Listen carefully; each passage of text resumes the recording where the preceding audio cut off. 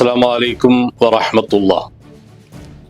അധിനിവേശ ദുഷ്ശക്തികൾക്കെതിരെയുള്ള നിരന്തരമായ പോരാട്ടത്തിനൊടുവിൽ ഇന്ത്യ മഹാരാജ്യം സ്വതന്ത്രമാവുകയും ഈ രാജ്യത്തെ മുഴുവൻ ആളുകളെയും ഉൾക്കൊള്ളുന്ന രൂപത്തിൽ ലോകത്തെ ഏറ്റവും വലിയ ലിഖിതമായ ഭരണഘടന രൂപപ്പെടുകയും ചെയ്തതിൻ്റെ സന്തോഷകരമായ ദിനമാണ് ഇന്ത്യ മഹാരാജ്യം റിപ്പബ്ലിക് ദിനത്തിലൂടെ ആഘോഷിക്കപ്പെടുന്നത്. ഈ രാജ്യത്തെ സംബന്ധിച്ചിടത്തോളം മറ്റിതര രാജ്യങ്ങളിൽ നിന്നും നമ്മുടെ രാജ്യത്തെ വ്യതിരിക്തമാക്കുന്നത് നമ്മുടെ രാജ്യം ഉയർത്തിപ്പിടിക്കുന്ന ബഹുസ്വരതയാണ്. നാനാത്വത്തിൽ ഏകത്വമെന്ന സമുന്നത സംസ്കാരത്തിന്റെ സംഗമ ഭൂമിയാണ് ഇന്ത്യ മഹാരാജ്യം. മറ്റിതര രാജ്യങ്ങളിൽ നിന്നും നമ്മുടെ രാജ്യം വ്യത്യസ്തമാകുന്നത് വിവിധ മതങ്ങളും വിവിധ ഭാഷകളും വിവിധ സംസ്കാരങ്ങളും വൈവിധ്യങ്ങളായ ഗോത്രങ്ങളും ഏറ്റവും വിശാലവും മനോഹരവുമായ ഭൂപ്രകൃതിയും നമ്മുടെ രാജ്യത്തിൻ്റെത് മാത്രമാണ്. ഇത്തരത്തിലുള്ള എല്ലാ ഘടകങ്ങളെയും ഒത്തുചേരുന്ന രൂപത്തിൽ ഇന്ത്യ മഹാരാജ്യത്ത് കൃത്യമായൊരു ഭരണഘടന രൂപപ്പെടുത്തിയപ്പോഴാണ് ലോകത്തെ ഏറ്റവും വലിയ ലിഖിതമായ ഭരണഘടനയായി ഈ രാജ്യത്തിന്റെ ഭരണഘടന മാറിയത്. രാജ്യത്തിന്റെ വരുംകാല ഭാവിയെ സ്വപ്നം കണ്ട മഹാരഥന്മാർ നിരന്തരമായ ത്യാഗത്തിലൂടെയും അർപ്പണബോധത്തിലൂടെയും നമ്മുടെ രാജ്യത്തിന്റെ ഭരണഘടന രൂപപ്പെടുത്തിയപ്പോൾ രാജ്യം ഉയർത്തിപ്പിടിക്കുന്ന ഏറ്റവും വലിയ സന്ദേശം we the people of India, നാം ഇന്ത്യൻ ജനത എന്ന ഏറ്റവും വലിയ സന്ദേശമാണ് നമ്മുടെ ഭരണഘടനയിലെ അമൂല്യമായ സ്വത്തായി നമുക്ക് പരിചയപ്പെടുത്താൻ കഴിയുന്നത്.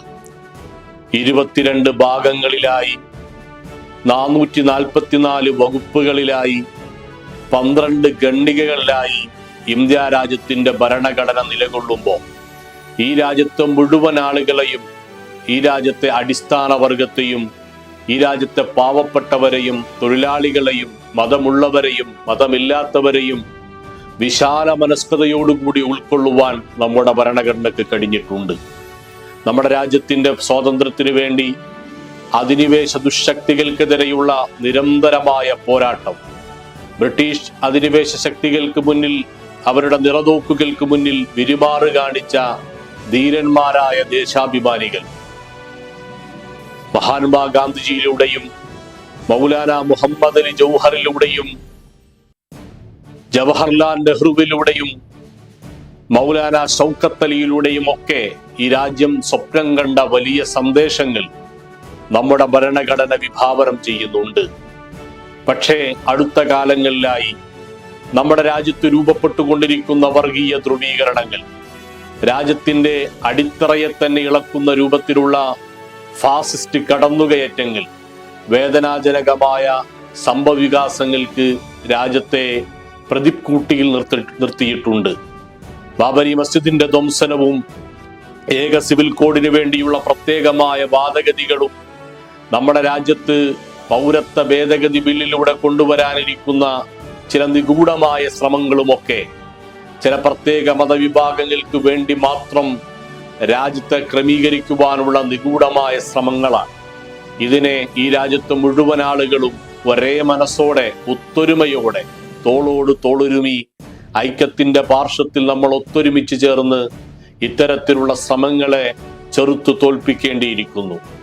നമ്മളെ സംബന്ധിച്ചിടത്തോളം നാം ഉയർത്തിപ്പിടിക്കുന്ന മഹിതമായ പാരമ്പര്യങ്ങളെയും മൂല്യങ്ങളെയും സംരക്ഷിക്കുവാൻ, നമ്മുടെ രാജ്യത്തിന്റെ സനാതന മൂല്യങ്ങൾക്ക് വേണ്ടിയുള്ള ശക്തമായ കെട്ടുറപ്പിന് വേണ്ടിയുള്ള ശ്രമങ്ങൾ നടത്തുവാൻ നമുക്ക് ഒത്തൊരുമയോടുകൂടി ഈ ആഘോഷവേളയിൽ ഇന്ത്യ മഹാരാജ്യം റിപ്പബ്ലിക് ദിനം ആഘോഷിക്കുന്ന ഈ സന്തോഷ മുഹൂർത്തത്തിൽ നമുക്ക് ഒത്തൊരുമയോടുകൂടി മുന്നോട്ടു പോകാം.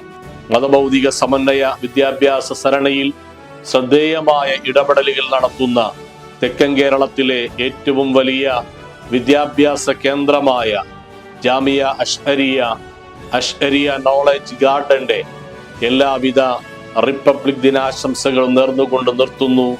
അസ്സലാമു അലൈക്കും വറഹ്മത്തുള്ളാഹി തആല വബറകാതുഹു.